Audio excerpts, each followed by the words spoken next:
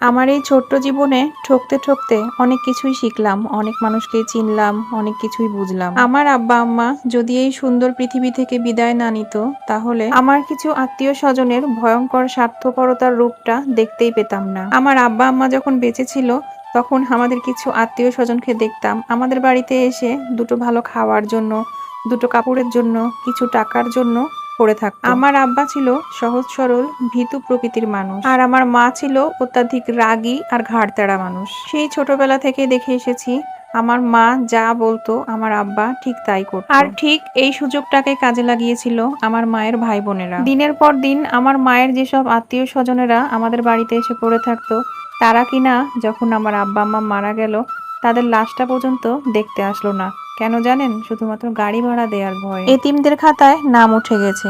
জীবন যুদ্ধ তো এখন করতেই হবে, তাই না বলেন? এখন আর কেউ প্রতিদিন বারবার ফোন করে খোঁজ নেয় না, খেয়েছিস, শরীর কেমন আছে। আমার ভাগ্যটা যেমন একদিকে ভালো, ঠিক তেমনি আর একদিকে খারাপ। আমার ভাগ্যটা ভালো বলতে কেমন, আমার সংসারে আমি একাই রাজত্ব করি। আমার না আছে শ্বশুর শাশুড়ি, না আছে দেবর ননদ, মানে আমার হাজবেন্ডও এতিম। আর এই দুজন এতিম একসাথে অসুস্থ হলেই পড়ে যায় বিপদে।